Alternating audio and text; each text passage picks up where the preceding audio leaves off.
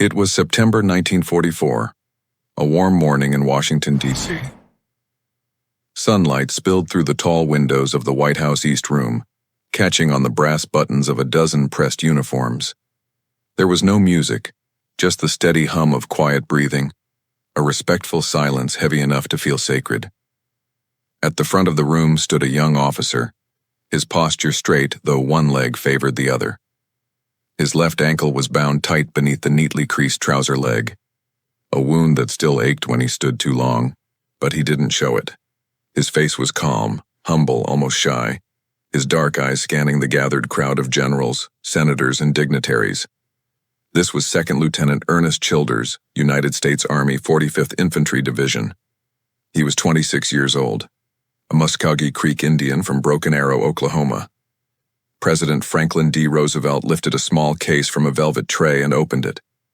Inside lay the nation's highest military honor, the Medal of Honor, a 5-pointed star suspended from a blue ribbon. The president smiled softly, then read the words that would forever be linked with the name Ernest Childers. For conspicuous gallantry and intrepidity at the risk of his life above and beyond the call of duty. As Roosevelt placed the medal around his neck, the crowd rose to its feet. Applause thundered, echoing against marble walls. But Ernest didn't hear the applause. In his mind, he was far away, in the olive groves of Italy, crawling uphill through mud and stone, his ankle shattered, his rifle in his hands. The medal was bright and beautiful, but it wasn't his alone. It belonged to the men who had fought beside him, to the ones who hadn't come home. He would later tell a reporter quietly, "I didn't do anything that any other soldier wouldn't have done." That humility was not an act, it was who he was.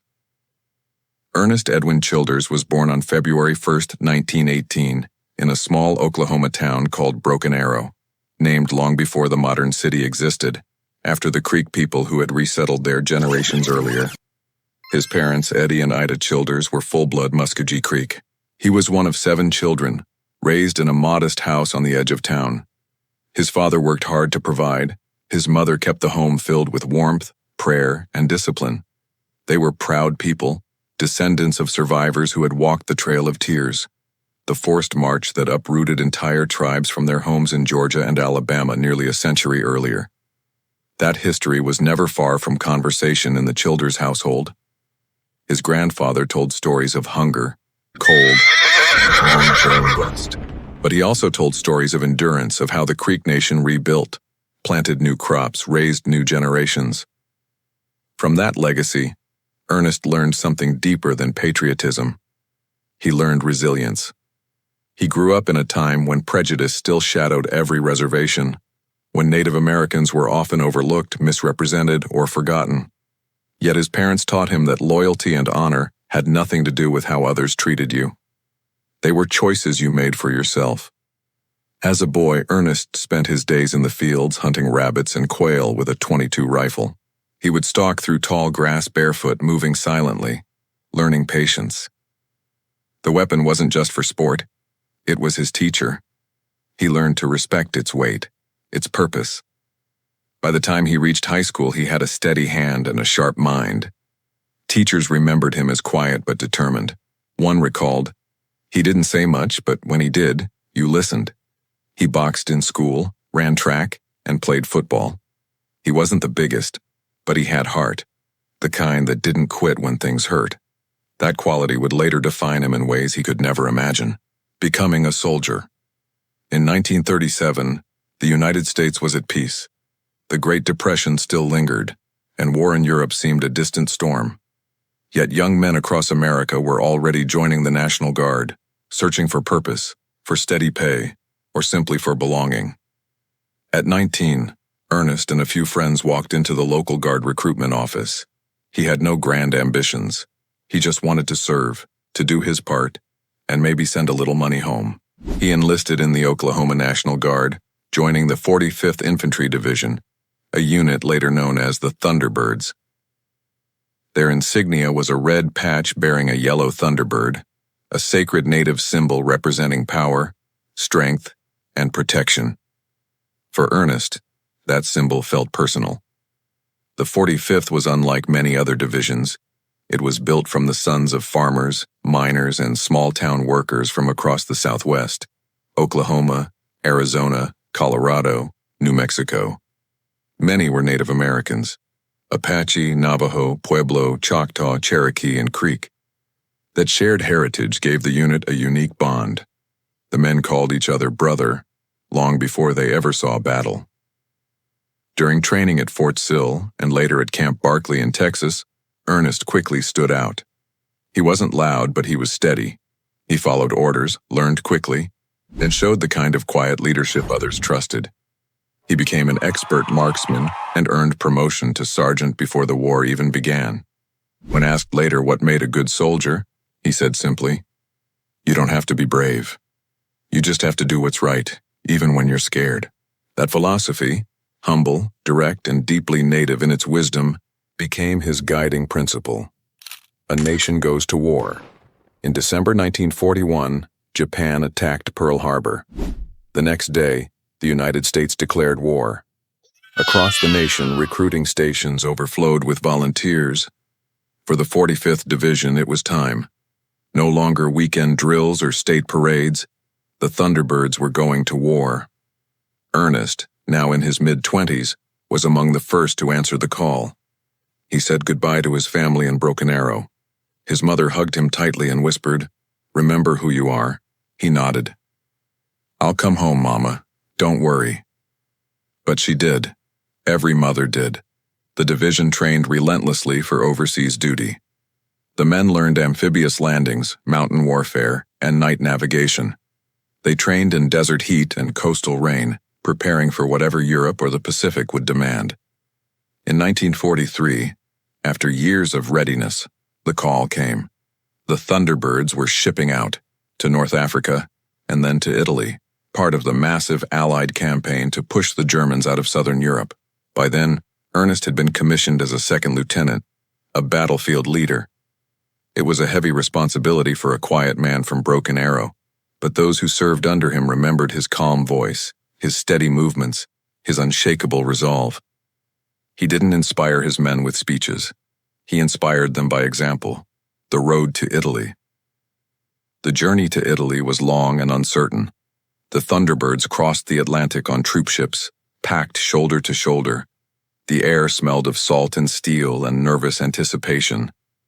They passed Gibraltar under the cover of night and landed first in North Africa, where the Allies were regrouping after the fall of Sicily. There, Ernest saw his first glimpse of the vast machinery of war, tanks lined along docks, trucks loaded with supplies, the faces of soldiers from every corner of America. For a young lieutenant who had grown up hearing his grandparents speak of broken promises and forced marches, it was a strange kind of irony. Now, a native son of Oklahoma stood as part of an army defending freedom on foreign soil. But Ernest didn't dwell on the past. He had a mission: into the hills. By early September 1943, the Allies prepared for Operation Avalanche, the invasion of the Italian mainland. Ernest's 45th Division landed near Salerno, facing fierce German resistance. The beaches erupted in fire: machine gun nests, mortars, artillery. Every inch of land was contested. Within days, Ernest and his platoon were fighting through hills covered in olive trees and stone walls, the kind of terrain that gave the enemy every advantage. The Germans were disciplined, dug in, and ruthless. It was during this campaign, near a small town called Oliveto, that Ernest's story would become legend. But that moment was still ahead. For now, he led his men carefully, teaching them how to move quietly through the valleys, how to use cover, how to stay alive. They trusted him completely. One private later said, "When Lieutenant Childers was up front, you just felt safe. He never asked us to do something he wouldn't do himself." He was, by every account, the kind of leader soldiers follow even into hell. And that, soon enough, is exactly where he would lead them. Into the fire. The battle at Oliveto. By mid-September 1943, the hills of southern Italy looked peaceful from a distance: sunlight on olive groves, white stone villages tucked into valleys. But the calm was a lie. Every ridge concealed rifles. Every farmhouse hid an enemy. The German army had fallen back to its prepared lines and turned each hill into a fortress. For the men of the 45th Infantry Division, progress meant paying for every 100 yards with blood. Orders came down: capture the ridgeline outside Oliveto, seize the road to Avellino and open a path north. Simple words on paper, nearly impossible in the field. Ernest Childers gathered his platoon before dawn. Mist clung to the ground, and the air smelled of rain and cordite. He studied the map one more time, tracing the thin red pencil marks that led up the hill. Machine gun nests here, mortar pits there, positions his scouts had only glimpsed through binoculars. He told his sergeant quietly, "We'll move slow. Use the rocks for cover. No heroes today. Just work." The men nodded. They trusted his calm, measured tone more than any pep talk. As they started forward, the first burst of fire ripped through the trees. Bullets snapped branches, pinged off stone. A mortar exploded 30 feet ahead, showering them with dirt. Ernest hit the ground, rolled behind a wall, and shouted directions. "Left flank forward, keep low, find that gun." They advanced yard by yard, crawling through mud that clung to their sleeves. Somewhere up the hill, the German guns hammered relentlessly. Then fate struck. While shifting positions, Ernest slipped on a slick patch of rock and fell hard. Pain tore through his leg. When he tried to stand, his ankle screamed in protest. He looked down. It was swelling fast, twisted unnaturally. His sergeant crawled to him. "Lieutenant, you're hit. We'll get a stretcher." Childers gritted his teeth. "No time. Get the men moving." "Sir, you can't walk." "Then I'll crawl." He wrapped the joint with a strip torn from his field dressing, cinched it tight, and kept climbing. Later he would say simply, "I still had one good leg." That was enough. The assault begins. The hill was steep, scattered with terraces once used for olive farming. Stone retaining walls provided perfect cover for both sides. Ernest's men were pinned down by 2 machine gun nests at the top of the slope.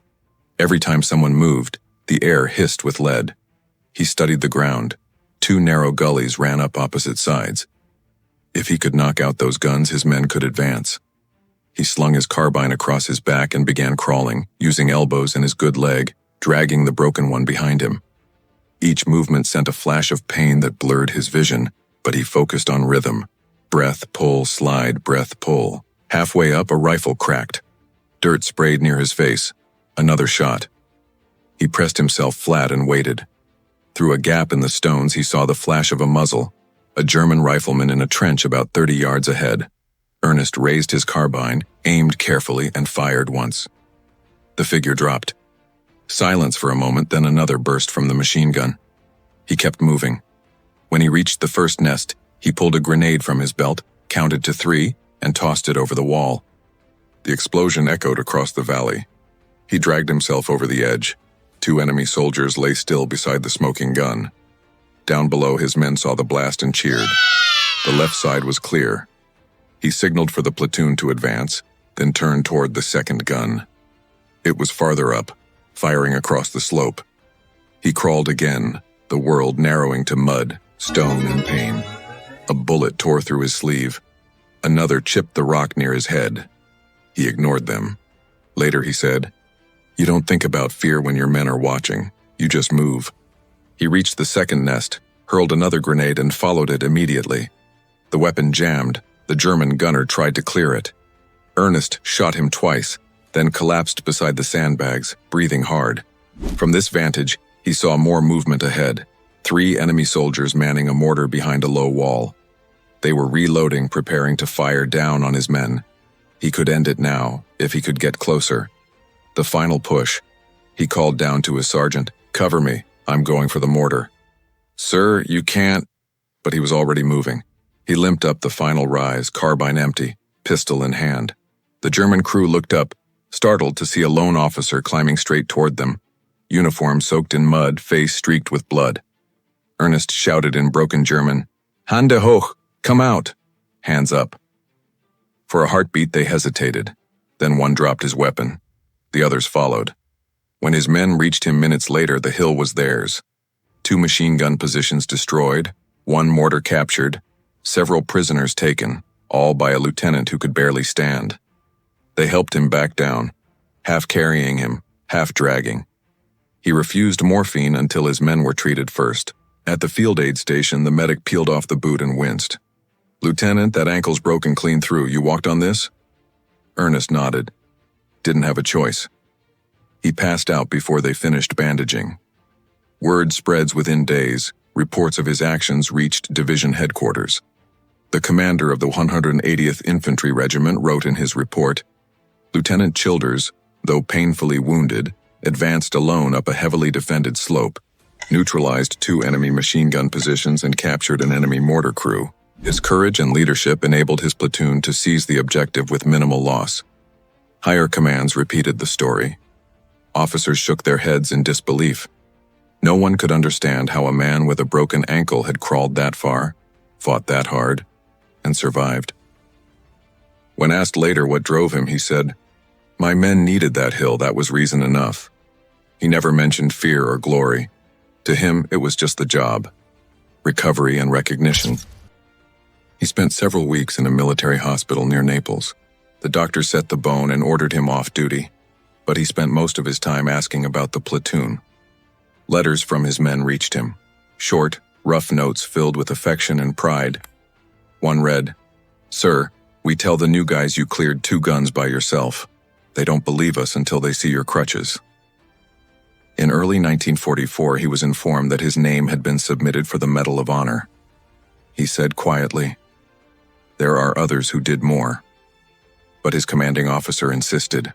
The official citation would later read, "Although painfully wounded, Lieutenant Childers continued to advance against the enemy with utter disregard for his own safety. His courage and leadership inspired his men to carry the position and hold it." For months he carried that letter folded in his pocket, uncertain how to feel about it. To him, the medal belonged to every Thunderbird who fought on that hill, brothers in arms. While he recovered, the 45th Division continued its push north, fighting through Monte Cassino and Anzio. Many of the men Ernest had led were wounded or killed in those brutal months. Each telegram that reached him felt like another piece of himself gone. He wrote in his journal, "You don't forget their faces. You see them when you close your eyes." When he finally rejoined the division briefly before returning to the States, the surviving men greeted him with quiet respect. No speeches, just handshakes and smiles. One corporal said, "Lieutenant, you showed us what Creek tough means." He smiled. "No, just Thunderbird tough." The journey home. In the summer of 1944, he was ordered back to the United States. His ankle never fully healed, but he could walk without a cane. The Army planned a ceremony to honor several Medal of Honor recipients at the White House. Ernest tried to refuse the spotlight, saying, "The war isn't done yet." His colonel replied, "You earned this. The country needs to know what kind of men are out there fighting." He arrived in Washington wearing his neatly pressed uniform, shoes polished but slightly uneven. When the president placed the medal around his neck, he thought of Italy's hills, the sound of rain on stone, the weight of his rifle, the shouts of his men. He didn't smile for the cameras. He just nodded once, as if to the ghosts standing beside him. Afterward, he met with members of Congress and military officials. Most saw only the medal, not the man who carried it. But a few understood. One general shook his hand and said, "Lieutenant, you've honored your people and your division." Ernest replied, "I just did what any soldier would do. We had a job to finish." Return to Oklahoma. When he returned to Broken Arrow, the town turned out to greet him. Banners hung across Main Street. School children waved small flags. Yet he felt uncomfortable with the attention. At a community gathering, someone asked him to speak. He stepped to the microphone and said softly, "There are men still over there who won't be coming home. Remember them. Remember their families. That's all I ask." Applause followed, but he quickly stepped down, embarrassed by the noise. He spent the rest of the afternoon shaking hands and telling stories to children about Italy, not about killing, but about courage and friendship. To his people, he was now more than a soldier. He was proof that native blood still ran strong in America's defense. To him, He was simply Ernest from Broken Arrow, who once broke his ankle and didn't stop climbing. The meaning of courage. Years later, when asked by a journalist what he thought courage meant, he paused for a long time. Then he said, "It's not being fearless. It's knowing you're afraid and doing your duty anyway." That belief, quiet, steadfast, unshakable, defined his life. The battle at Oliveto was only a few hours in one man's war, yet it captured everything about the spirit of the 45th Division: determination, loyalty, and the will to endure. On the slopes of that Italian hill, Ernest Childers had proved that heroism isn't loud or grand. It's a man crawling forward when every bone in his body tells him to stop. The price of courage. The Medal of Honor brought respect, but it also brought a quiet weight Ernest never spoke of in public. The applause faded, the memories did not. Every step on that injured ankle reminded him of men who had not stepped off that hill alive. Back at Fort Sill, he resumed light duty while the Army decided what to do with him. Officers invited him to speak at bond rallies, but he hated the showmanship. He would stand stiffly at the microphone, metal glinting under stage lights, and say only, "We have good men still overseas. Buy the bonds for them, not for me."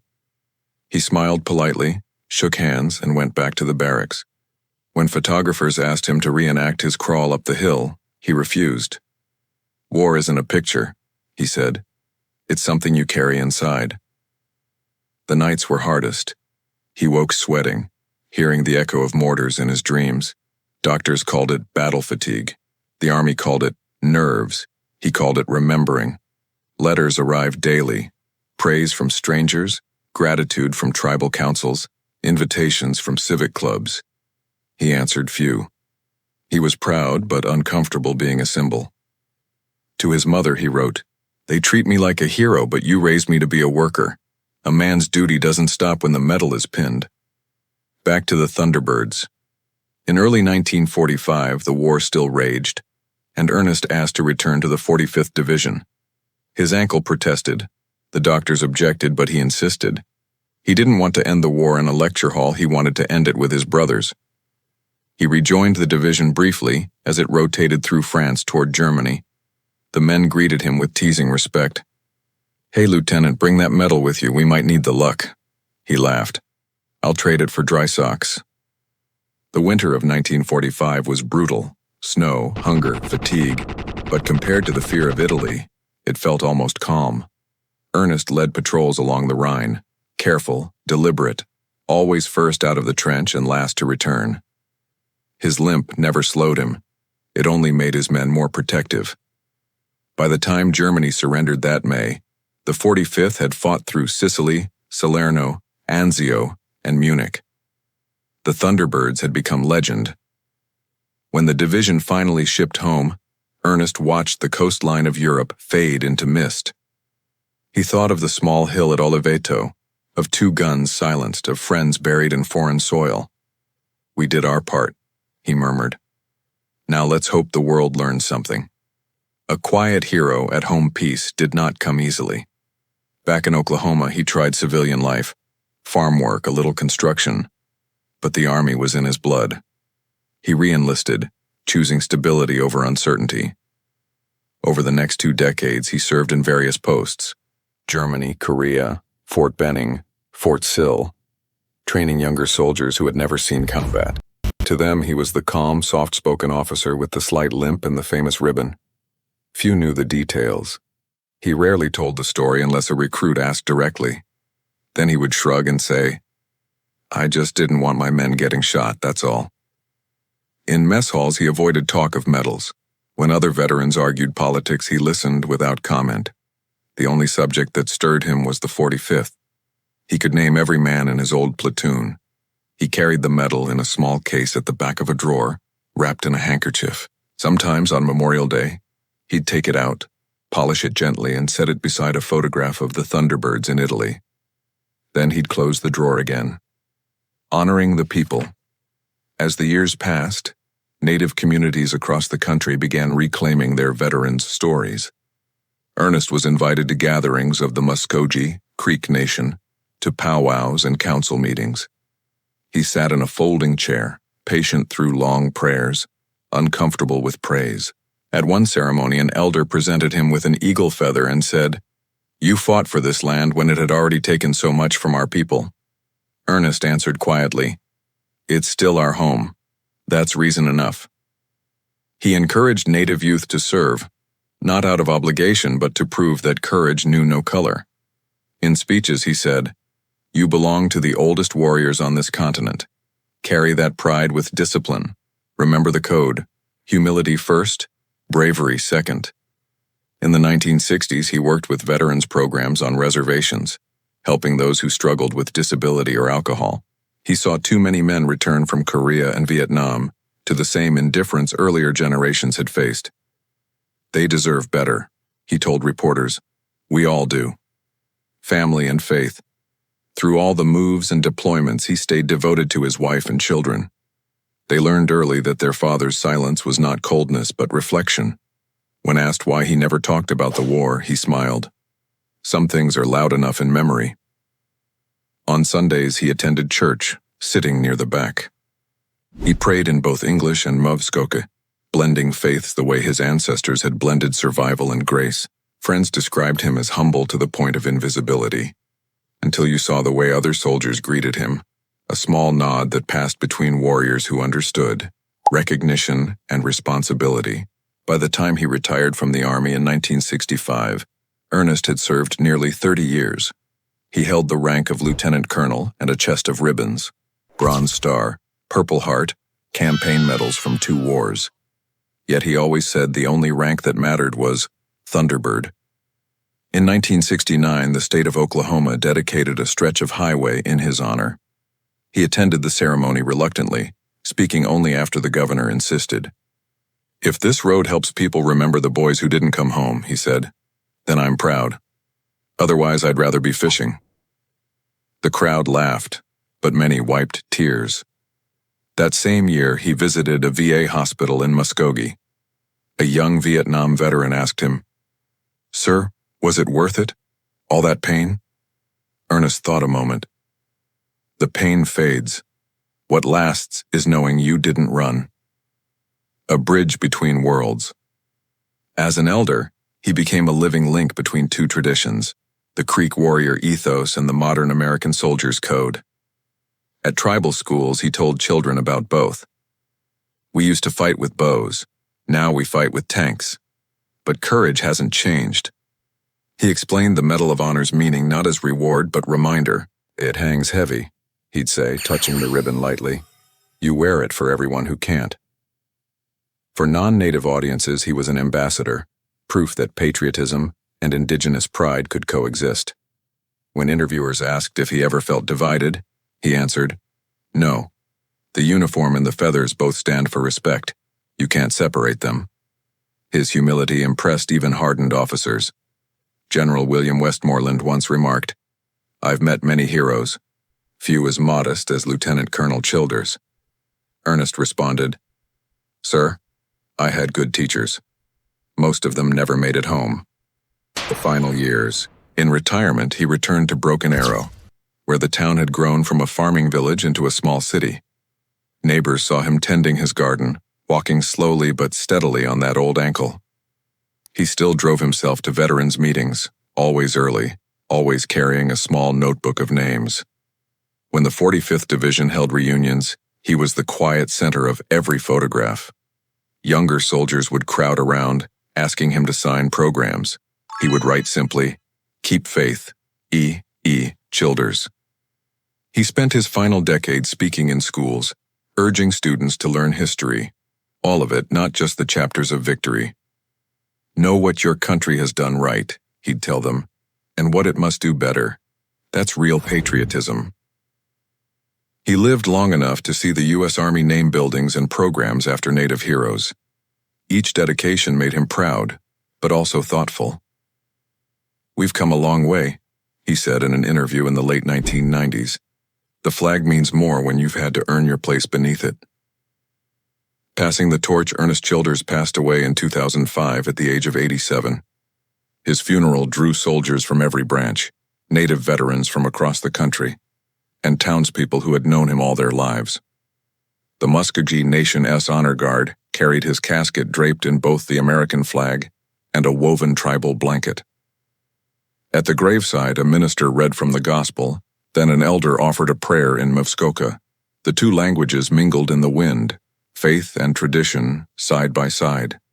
As rifles fired the final salute, a single eagle circled high above the cemetery, then disappeared into the clouds. On his headstone were engraved just a few words: Ernest E. Childers, Soldier, Patriot Creek. Legacy of a native hero. Today, schoolchildren in Oklahoma learn his name alongside Eisenhower and MacArthur. The U.S. Army Infantry Museum displays his uniform, the metal gleaming under glass. Visitors read the citation in silence, tracing the words that defined his courage. Although painfully wounded, Lieutenant Childers continued to advance.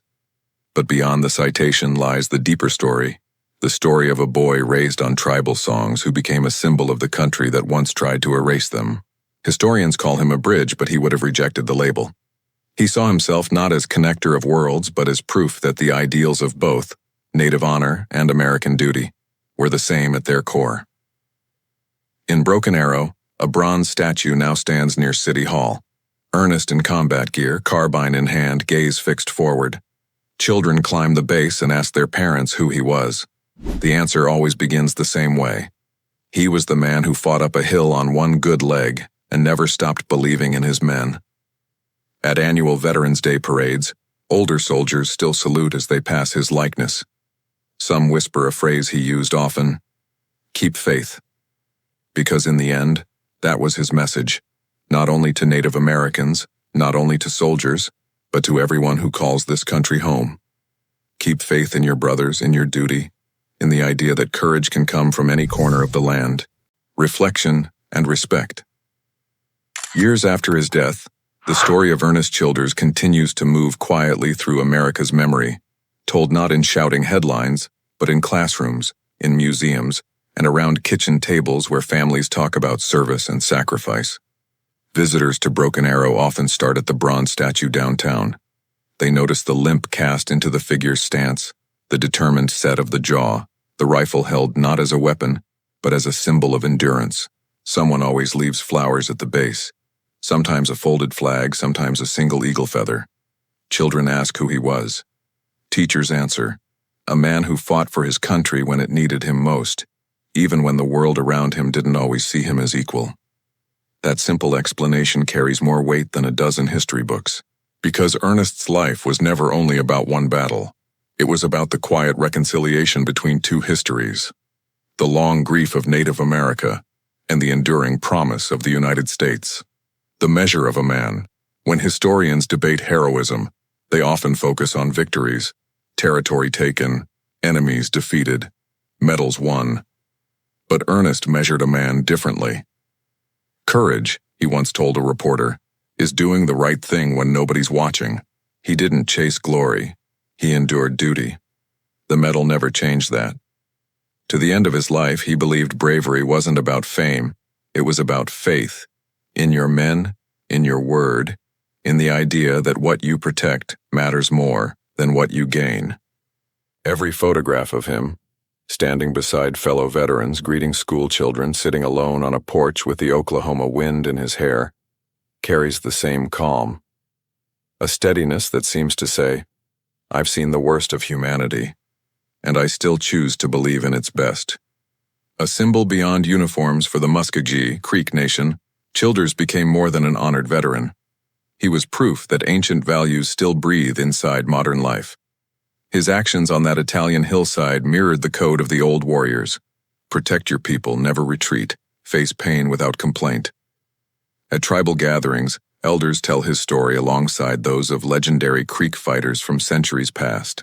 They remind young listeners that Ernest didn't fight for revenge or conquest, but for the right of his people to stand with dignity among all others. For the U.S. Army, he stands as a model of integrity. Cadets at Fort Sill study his Medal of Honor citation in leadership courses. Instructors emphasize not the broken ankle or the grenade throws, but the line that reads, his courage and leadership inspired his men. That sentence, 10 simple words, contains the essence of soldiering. And for every veteran who has struggled to find peace after battle, Ernest's life is a quiet assurance that healing and honor can coexist. He carried scars, both visible and hidden, yet he turned them into lessons instead of bitterness. Letters that last. In the archives of the Oklahoma Historical Society, several of his handwritten letters remain, ink faded, paper thin, but words still sharp. In one, addressed to a fellow officer, he wrote, "We all came home different men.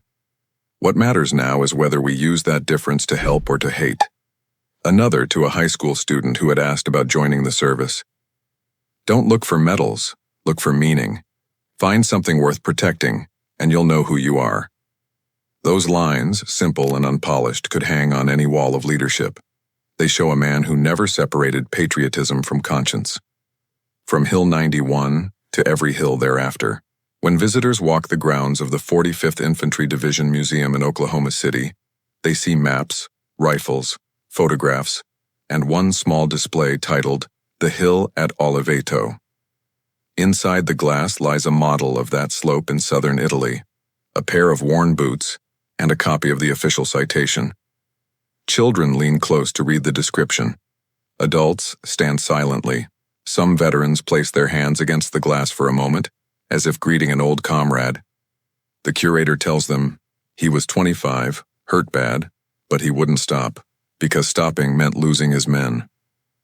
And in that simple explanation, visitors understand what no medal alone can teach, that courage often limps, bleeds, and crawls, but keeps moving anyway.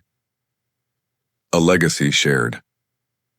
Across the decades, other Native service members have followed in Childers's footsteps. Code talkers, pilots, medics, Marines, all cite his example. His name appears in tribal veterans' halls beside newer heroes from Iraq and Afghanistan. At one ceremony, a young Marine from the Muscogee Nation said, "If he could fight up a hill on one leg, I can do my duty on two." That spirit is the living legacy of Ernest Childers, the belief that strength comes not from the body, but from the promise you refuse to break. The last lesson. In his later interviews, Ernest often turned conversations away from war toward peace. "The medals are for fighting," he said. "But what do we give for keeping the peace? That's the harder job." He worried that the next generations might forget the cost of freedom, that history would become a highlight reel instead of a human story. "Every soldier's life," he said, "is more than a paragraph in a book. It's a whole world." When asked what he hoped people would remember about him, he smiled. "That I tried to be a good soldier and a good man. If I managed one of those, I did all right." Reflection. There is something timeless about Ernest Childers' story. It reminds us that patriotism isn't blind devotion. It's the steady willingness to serve even when your country is imperfect. It is the belief that loyalty can heal divisions and that courage can come from the most overlooked corners of a nation. His journey, from a barefoot boy in Broken Arrow to a soldier crawling through the mud of Italy, embodies a truth America still strives to live up to, that freedom, once shared, belongs to everyone. Each year, when the sun rises over his statue on Veterans Day, the light catches the bronze ribbon on his chest. It gleams for a moment, then fades back into shadow, just as the real medal used to do under the morning sun in Washington. And somewhere, one imagines, Ernest Childers would nod quietly and say, "Remember the ones beside me. That's all I ever wanted." Patriotic closing. So what does his life tell us now, decades later, in a world far removed from the mud of 1943? It tells us that the measure of a nation lies not only in its victories, but in the humanity of those who fight for it. That real patriotism doesn't demand perfection, it demands participation. That courage, like faith, is strongest when it limps, but keeps moving forward. Ernest Childers showed that you can be both Native and American, humble and heroic, wounded and unbreakable. He proved that love of country and pride in heritage can march side by side, carrying the same flag. He carried his through bullets, through pain, through time, and he never dropped it. If his story has touched you, let it stand as more than history. Let it be a reminder that ordinary people, when guided by duty and compassion, can change what a country believes about itself. Because heroes like Ernest Childers do not belong to one people, one uniform, or one era. They belong to all of us. Final salute to every veteran, every family who has waited, and every citizen who still believes service matters. This story is for you. If the courage of Lieutenant Childers moves you, share it. Tell it to your children, your friends, your community. Let his climb up that Italian hill echo on every street of this nation. And when you see the flag rise tomorrow, remember the man who once pulled himself forward on one good leg so it could keep flying free. Keep faith. Honor never breaks.